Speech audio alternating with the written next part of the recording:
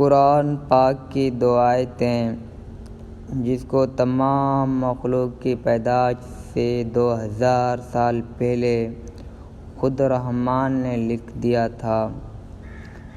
حضرت ابن عباس رضی اللہ عنہ کی روایت میں ہے کہ حضور صلی اللہ علیہ وسلم نے فرمایا، اللہ تعالیٰ نے دو آیتیں جنت کے خزانے میں سے نازل فرمائی ہیں جس کو تمام مخلوق کی پیدائش سے 2000 پہلے خود رحمان نے اپنے ہاتھ سے لکھ دیا تھا۔ جو شخص ان کو عشاء کی نماز کے بعد پڑھ لے تو وہ اس کے لیے قیام اللیل یعنی تہجد کے قائم مقام ہو جاتی ہے۔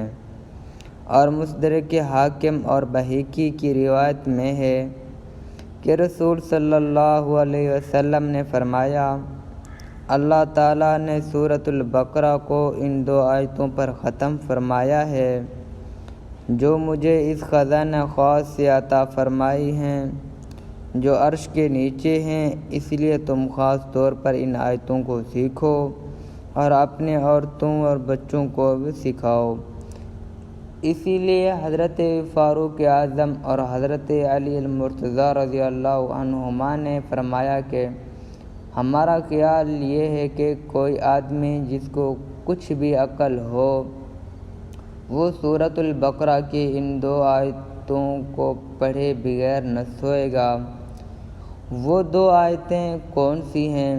وہ دو آیتیں یہ ہیں کہ سورۃ البقرہ کی آخری دو آیتیں ہیں، وہی دو آیتوں کو پڑھ کر سو جائے۔